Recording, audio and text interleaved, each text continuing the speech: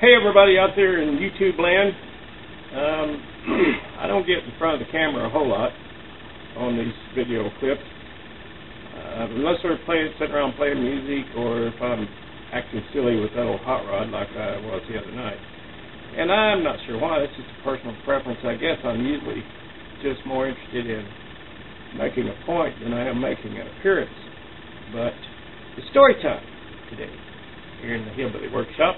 So I'm going to tell a little story. I told this story to my daughter last October when I went back to the 100-car pileup and then on to Michigan to visit my daughter and her family. And she thought it was kind of a neat story, so I'm going to share it today. And maybe some of you out there in YouTube land are old enough to appreciate the times and things that I'm going to talk about. But when I was about 5 or 6 years old, growing up down in the Ozarks mountains in southern Missouri, along about in the late 50s, I was 5, 6, 7 years old, and at that time, my folks had a little produce business, and my mom told me in later years that they did pretty well with that. I mean, as far as country folk, and in those times, she said that they paid for a farm with this little business pretty much. And my dad was always a farmer and a good farmer. And one of the things they did, though, on the side was sell apples and oranges and things like that. They had a little business where they set up. And what I remember about it was at Christmas time. My dad had a big 2-ton truck with a box on the back. It wasn't a reefer box, but he had a box on the back, and he would go down in, I don't know where he went, down south somewhere, and he would come back with a truckload of fruit and oranges, and apples, and pecans, and walnuts, and tangerines, and angelos, and all kinds of things. And they would set up this truck at the little bridge that went into the little town down there in Carter County in southern Missouri. They set up the bridge there that crosses the Current River going into a little town called Van Buren, and they had a farm outside of town at that time. So what I remember is at Christmas time being there with them, and people would come and buy fruit and different things from them, because at Christmas time in those days people baked a lot, and so they would buy pecans and walnuts for whatever they were doing. And then the churches always made up these little gift bags, little brown paper sacks. And some of you know what I'm going to say. And it always had this hard candy stuck together in the bottom, stuck to the paper. But we loved it, and it was a real treat. But there was always an apple. You'd throw an apple and an orange, and maybe a couple of walnuts in there, a couple of pecans or whatever. So the churches would buy stuff from them to make up these little gift packs. And, for little kids at that time, that was great. We didn't have a whole lot, and we appreciated it. So that was one of the things they did. And what I remember is people coming and buying for the apples, oranges, whatnot. And my folks had a little kerosene heater, and sitting out there, and people would come and warm their hands and visit and gossip or whatever, and buy fruit.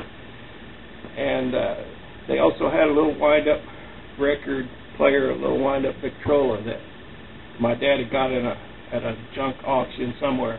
I know he didn't pay more than $2 or $3 for the thing, but my job part of the time was to wind up that Victrola and play records.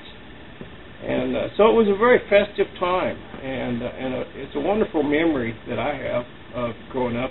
So what I wanted to show you today is I have that kerosene heater, and it's right here, and it's called a Perfection. It says Perfection on the glass, and that's a 2-piece glass, and I'm told that really, really old stuff has 3 sections to the glass. I don't know. A lot of people out there know way more about this than I do, but if any of y'all have ever been to an antique shop, you probably see a few of these sitting around, but most of them are metal.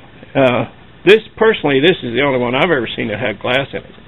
It says perfection, and it has a little triangle on here, and there's flames coming up, and then all kinds of little flames coming up in the glass, and it's just pretty cool. So that's the little kerosene heater that was used at that time, and I've been hanging on to this stuff since my mom passed away in 1983, and I don't really know what to do with it, but anyway, it's a memory for me, and this sits out on my deck. And here is the wind-up Victrola that I talked about. And I'll open it up here and show you a little bit. This is called a portaphonic. That's the only name I can find on it. It has a little, in the head here, it has a little diaphragm in there that vibrates and sends the sound down through this cone, and that wraps around inside and curls around and comes out a little screen. There's a screen in the back, and that's where you get the sound. And it has this, say, turn it on. It has a little brake on it. It has this where you adjust the speed. And this is a little compartment that holds the needles. And I was watching one of these demonstrated on YouTube last night, and it said that if you change the needle each time you play a record, your records will last forever. Well, we never did change a needle. I mean, if we did, it was just an old one for an old one. We never did buy any needles that I know of.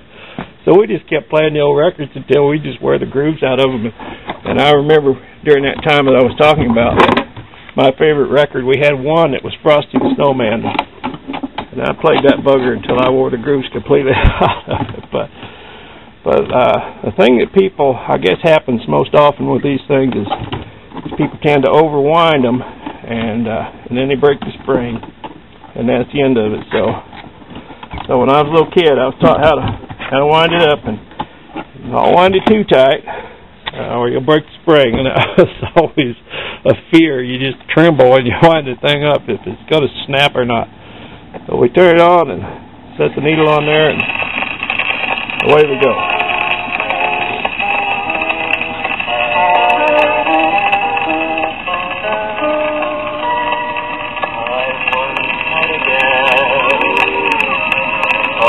Was a pal, but she left me high and dry, broke my heart and made me cry, when she ran off with another guy.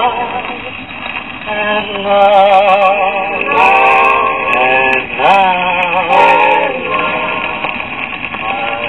guitar is my sweetheart, she's as faithful as can be.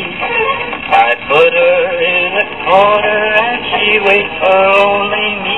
She doesn't drink, she doesn't smoke, she doesn't flirt, she doesn't crack a corny joke. Oh, my guitar is my sweetheart, she's as faithful as can be.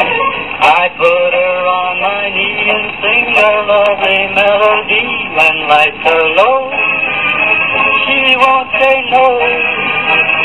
Oh, my guitar is my sweetheart, she's as faithful as can be. And there you have it, a little demonstration of the wind-up Victrola, and that's called My Guitar Is My Sweetheart. That is by Ted Martin, Airline Trio, and the Skyriders. So that's my little. Whoops! Got to put this arm down. Don't want to damage that needle, for crying out loud. And so there's a couple little keepsakes that I've been hanging on to for the last 30 years. So just wanted to show those today. Thanks for watching.